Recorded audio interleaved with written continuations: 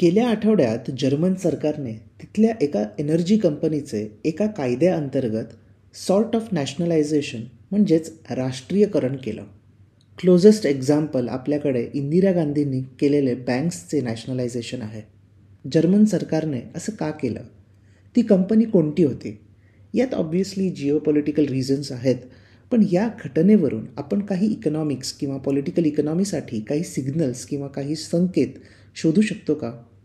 जगभरात होणाऱ्या oil, gas किंवा एनर्जी सेक्टरमधल्या इश्यूजमुळे आपल्याला पुढील काही वर्षांमध्ये कोणते बदल दिसून येतील हे देखील जाणून घेऊया.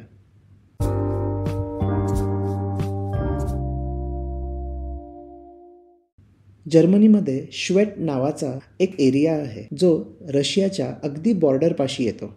या एरियामध्ये PCK नावाची ऑइल रिफायनरी कंपनी आहे जी रशियामधून आलेल्या तेलाचं प्रोसेसिंग करून जर्मनीभर तेलाचा पुरवठा करते.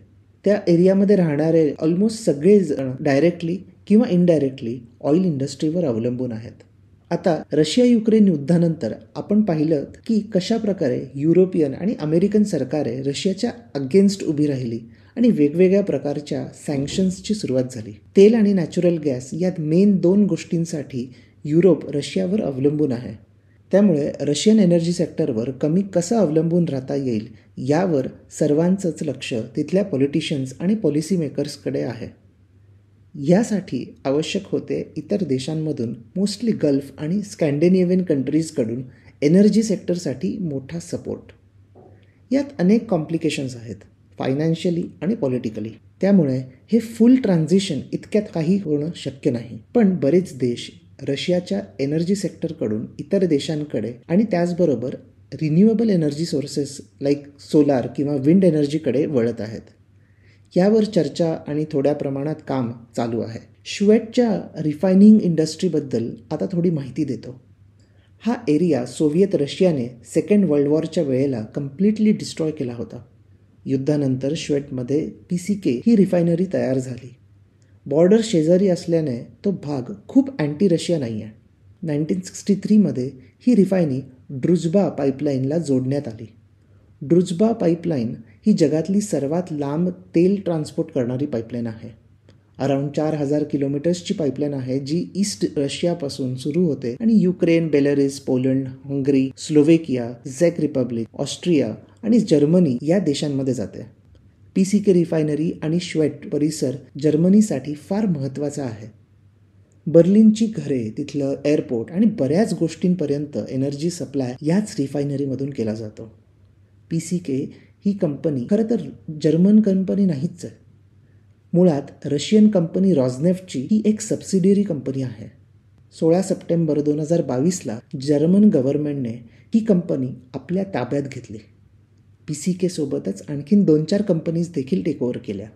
एप्रिल 2022 गव्हर्नमेंटने गॅसप्रॉमच्या एका जर्मन सबसिडियरीला देखील टेकओव्हर केले होते. हे असं का केलं असावं याचा अंदाज तुम्हाला आला असेलच. रशियाची आपल्या एनर्जी सेक्टरमध्ये जास्त ढवळाढवळ नको म्हणूनच ही एक मोठी स्टेप आहे. जेव्हा जर्मन गव्हर्नमेंटने पोलंडकडे मदत मागितली तेव्हा पोलिश गव्हर्नमेंटने मदत केली नाही, कारण PCK ही रशियन कंपनी होती. आता मात्र तो मार्ग मोकळा झाला आहे. आता पोलंडच्या पोर्ट्समधून जर्मनीला तेलाचा सप्लाय मिळू शकतो आणि PCKमधून रिफाईन होऊन जर्मनीभर पेट्रोलियम प्रोडक्ट्स पोचवता येऊ शकतात. फक्त या अरेंजमेंटचा एक प्रॉब्लेम असा की PCK रशियन क्रूड ऑइल युरल्स या व्हेरियंटसाठीच तयार केलेले आहे. प्रत्येक तेलाचा प्रकार थोडा वेगळा असतो आणि त्यानुसार त्यांना रिफाईन करण्याची प्रोसेसही बदलते. PCK ही युरल्ससाठीच तयार केलेली आहे. त्यामुळे वेगळ्या प्रकारच्या तेलासाठी ॲडजस्ट करताना त्यांना काही प्रॉब्लेम्स येऊ शकतात, ज्यामुळे एनर्जी सप्लाय थोडा कमी होऊ शकतो. त्याचबरोबर ज्या क्वांटिटीने रशियन सप्लाय यायचा तेवढी क्वांटिटी त्यांना सध्या मिळणार नाही आहे. सो जर्मन गव्हर्नमेंट वेगवेगळ्या पद्धतीने यावर मार्ग शोधत आहे.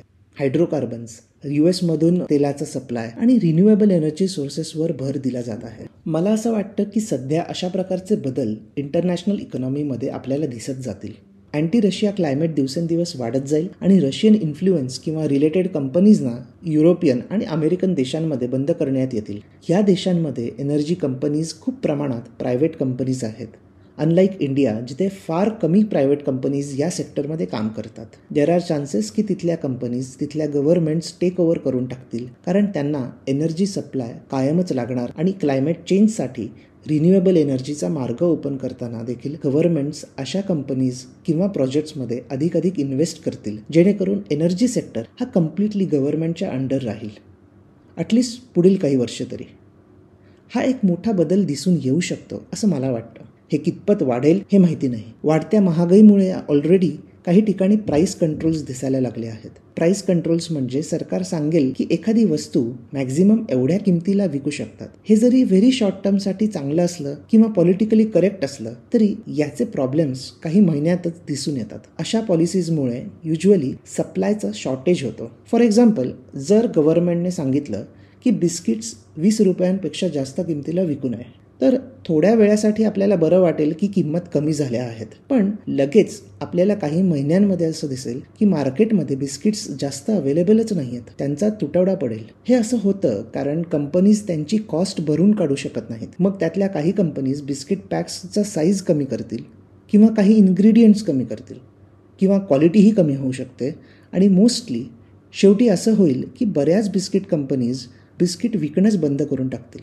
मग मार्केटमध्ये काही ठराविक बिस्किटच अवेलेबल राहतील आणि मग त्या सगळ्या पॉप्युलेशनसाठी उत्पादन आणि सप्लाय करू शकत नाहीत. मग त्यातून अजून वेगळे प्रॉब्लेम्स येऊ शकतात. हे बिस्किटचं एक्झाम्पल होतं म्हणून कदाचित तुम्हाला काही वाटणार नाही, पण इमॅजिन करा हे राईस, व्हीट, शुगर, सॉल्ट यासाठी केलं तर काय होईल. यातून एकच मार्ग निघू शकतो की ती बिस्किट कंपनी नॅशनलाइज करा आणि मग तोट्यात गेली तरी चालेल, कारण सगळ्यांकडे बिस्किट्स पोहोचवायचे आहेत. इन एक्स्ट्रीम सिनारिओ गव्हर्नमेंटचे लॉसेस वाढत जातील, फिस्कल डेफिसिट वाढेल आणि मग पब्लिक डेट किंवा गव्हर्नमेंटचं कर्ज देखील वाढेल. यामुळे सरकार चालवणं देखील कठीण होऊ शकतं. ऑब्व्हियसली मी या फक्त शक्यता वर्तवत आहे, होईलच असं नाही. पण कधीकधी छोट्या छोट्या गोष्टींमधून ऑटोमॅटिकली एक ट्रेंड सुरू होतो, लाईक PCKचं नॅशनलायझेशन. आणि मग बघता बघता सगळ्याच सेक्टरमध्ये हे पोचू शकतं, कारण काहीतरी अडचण किंवा नाईलाज असतो. लेट अस सी काय काय होईल आणि होपफुली आपण यावर पुन्हा एकदा चर्चा करू. थँक्यू.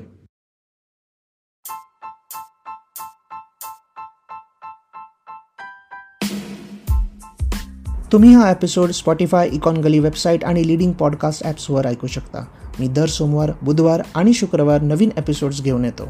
तुमचा फीडबॅक आणि सजेशन्स शो नोट्समध्ये दिलेल्या माझ्या ब्लॉग, लिंक्डइन किंवा ट्विटर अकाउंट्सवरून मला नक्की कळवा.